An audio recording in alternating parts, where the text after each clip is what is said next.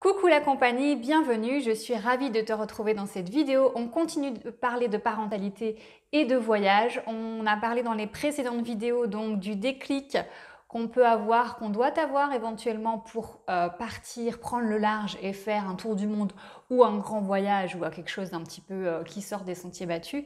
Ça, c'était la première vidéo que tu peux retrouver ici. On a vu dans la deuxième vidéo donc les peurs desquelles il fallait s'affranchir pour réellement passer à l'action, partir, quitter sa vie sédentaire et se jeter dans l'inconnu. Aujourd'hui, eh bien, maintenant qu'on a eu le déclic et qu'on a surmonté nos peurs, on part. Donc, je vous emmène pour 23 heures de voyage. C'est ce que nous avons dû faire lorsque nous avons quitté notre vie de sédentaire pour attaquer notre vie de nomade tant attendue. Alors, je vais te partager 6 règles d'or pour faire un voyage et un transfert, un trajet réussi avec des enfants. Alors en l'occurrence, nous on en avait 3 de moins de 6 ans. Mais du coup, ça peut te donner un petit peu des pistes sur comment survivre, parce qu'il est de bon ton de survivre à ça, sachant que ça n'était que le début donc de notre aventure. J'allais oublier quelque chose de très important, et je vais le dire au début parce que sinon à la fin j'oublie. J'écris 4 mails par semaine sur la parentalité positive et bienveillante. Alors peut-être pour certains c'est un sujet un peu chiant, un peu plan-plan, ah oui la nana a que des bonnes idées, elle fait tout bien avec ses enfants. Non, c'est pas ça l'idée en fait, en tout cas pas dans ma façon de voir les choses. La parentalité positive et bienveillante c'est génial et je ne dirai jamais assez que c'est elle qui nous a permis de partir en tour du monde et que ce soit un franc succès. Et donc je partage du contenu à ce sujet, sur cette parentalité, mais surtout de façon décontractée, décomplexante, et enfin c'est ce que je m'efforce de faire parce que je ne suis pas madame parfaite, personne n'est un parent parfait évidemment, donc l'idée c'est simplement d'échanger, de partager, de voir qu'on est nombreux dans le même bateau, on est nombreux à être passionnés par la bienveillance et la positive attitude, même si concrètement, dans la vie quotidienne, des fois, c'est pas très évident à faire, mais c'est ça aussi qui est intéressant, de progresser, et aussi progresser dans notre parentalité nous fait progresser dans notre développement personnel. Et ça, c'est fantastique aussi. Bref, tout ça pour dire, si ça peut t'intéresser, je te mettrai un petit lien dans la barre d'infos pour pouvoir t'inscrire. C'est gratuit, c'est 4 fois par semaine. On se retrouve dans ta boîte mail si ça te chante, et sinon par vidéo tous les dimanches, une vidéo sur le thème de la parentalité et du voyage. Pouh, ça c'est de l'intro. Alors j'y vais, je te partage nos 6 règles pour passer un bon trajet et un bon voyage de 23 heures porte à porte avec une nuit dans l'avion. Première règle, c'est être prêt à endurer le pire. C'était ma façon de voir les choses pour que ça se passe bien, et ça s'est bien passé. Je me faisais quand même quelques petits films catastrophes pour que mon corps tout entier, mon esprit soit prêt, soit ouvert à toutes les éventualités. Parmi les scénarios que je m'étais imaginé, c'était qu'un enfant vomisse dans l'avion, parce que ça aurait été très embêtant, n'est-ce pas? Je m'étais fait des films, voilà, on est très content de partir, pour nous c'est le début de l'aventure et on était vraiment aux anges, mais il fallait aussi être prêt à endurer ce que la vie avait prévu de nous offrir. Donc une des règles, c'était de se préparer le mental. La deuxième règle, c'est de positiver. Alors par exemple, on avait 4 heures, parce que bien sûr, on s'était pris du rab, de la marge. On avait 4 heures d'attente à l'aéroport avant d'embarquer pour notre vol de nuit. Donc ça peut paraître terrible de passer 4 heures dans un aéroport avec 3 enfants, avec à peu près rien à faire, hein, à part 2-3 jeux, etc. Donc positiver la situation. On a tellement été bousculés par tous les préparatifs, par la maison qu'on a rendue le matin. Finalement, 4 heures d'attente avec rien d'autre à faire que de regarder nos enfants jouer et faire des petits jeux avec eux.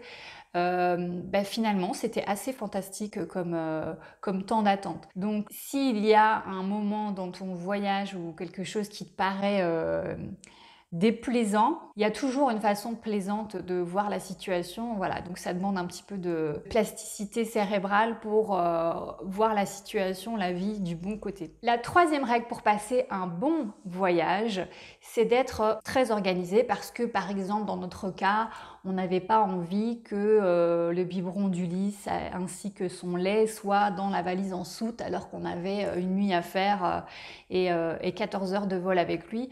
Donc être bien organisé, alors j'enfonce peut-être des portes ouvertes mais quand même ça mérite d'être dit et d'être très voilà, très scrupuleux quand on fait ses valises, ses bagages cabine, de bien ranger les choses pour que ce soit facile parce que il faut s'économiser et chaque geste compte, chaque mouvement compte quand on est fatigué, quand on a 3 enfants, quand on a un long voyage. Donc un bagage cabine pour les jeux, les petits jouets, etc.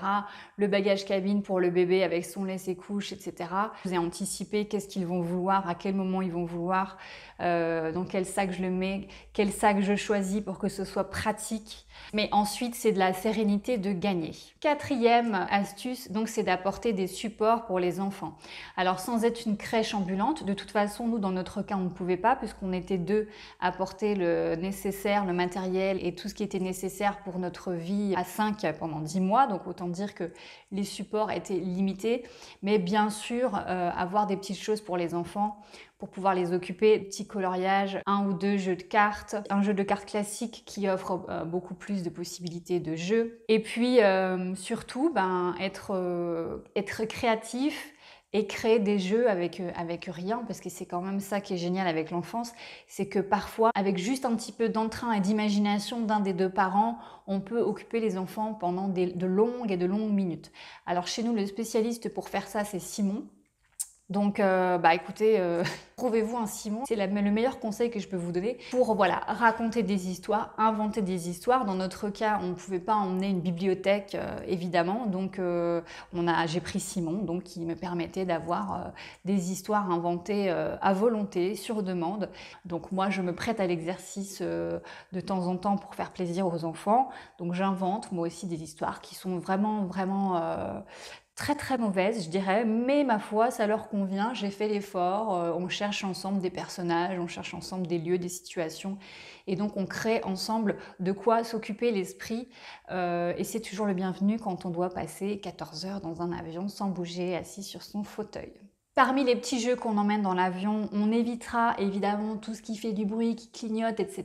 si on ne veut pas être dérouté dans le triangle des Bermudes, évidemment. La règle numéro 5, c'est d'être en super forme physique. Bien sûr, pour endurer ça, c'est quand même l'idéal quand on est reposé, zen, serein, parce qu'on est beaucoup plus disponible pour s'occuper de nos enfants et pour être efficace dans notre façon de les accompagner. Donc surtout, faites ce que je dis, pas ce que je fais, puisque nous, on est partis lessivés, mais très heureux, mais l'ombre de nous mène quand même. On était vraiment fatigués par les derniers jours de préparation. Ceci étant dit, même épuisé, on peut aussi faire un voyage qui se passe très bien, puisque ça a été notre cas, à partir du moment où on part avec le bon état d'esprit et qu'on ne se lamente pas en boucle sur notre propre fatigue, ce qui ne sert à rien. Et quand on se projette et quand on voit le côté positif des choses, comme on l'a dit. Et la 6e et dernière règle qui est pour moi, si vous ne deviez en retenir qu'une, ce serait celle-là. C'est pas la plus facile à faire, mais c'est la plus efficace. C'est d'être disponible tout le temps, à 100% si besoin pour les enfants. Les enfants, ils n'ont pas franchement choisi, hein, ils étaient emballés, ils étaient partants, ils étaient dans l'aventure, mais enfin c'est quand même un choix qu'on a fait pour eux. C'est un choix de vie pendant plusieurs mois. Eh ben, je pense que c'est la moindre des choses d'être dispo, surtout sur le premier voyage du départ, où voilà, c'est le départ dans l'inconnu, dans l'aventure pour tout le monde. C'est la moindre des choses que d'être disponible 100% du temps pour eux. Inutile de compter à tout prix regarder un film en entier s'ils ont besoin de nous, c'est pas la peine d'insister, ça ne marchera pas, ça va créer de la tension. Donc en l'occurrence, nous on a quand même eu beaucoup de chance puisque c'était un vol de nuit. Donc oui, 23 heures c'est long, mais là-dessus, ils ont quand même bien dormi la nuit, ce qui nous a permis, nous, de nous reposer. À dire dormir est un bien grand mot. Ça nous a quand même permis de nous assoupir un petit peu et de reprendre quelques forces. Mais sitôt que les enfants sont réveillés, voilà, il faut être là pour eux. C'est un voyage en avion, c'est long, c'est déjà long pour nous, donc évidemment c'est long pour eux. Il faut accepter qu'ils en aient marre, il faut accepter qu'ils le disent, il faut essayer de se rendre frais et dispo pour que le voyage se passe le mieux possible. Voilà, c'était les quelques petites règles. Alors, j'ai dit règles, mais c'est un petit peu pour rigoler. C'est les petites astuces que je te partage. Alors, dans mon vocabulaire, je dis peut-être il faut rien du tout, hein. On fait comme on peut, on fait comme on veut. Mais voilà ce que nous avons fait et voilà ce qui a marché pour nous. Donc, si ça peut te servir à toi, j'en serais ravie. J'espère que ce contenu t'aura plu. Je tiens à faire un petit bisou à mon Apolline, mon Lisandre et mon Ulysse qui étaient très tristes que maman ne les amène pas aujourd'hui chez leur mamie, mais j'avais dit que j'avais une vidéo à tourner. Les loulous, j'ai pas menti, je pense à vous, je vous embrasse. Pour tout le monde, je vous embrasse aussi et je vous souhaite un bon dimanche. On se retrouve la semaine prochaine. Ciao, bye.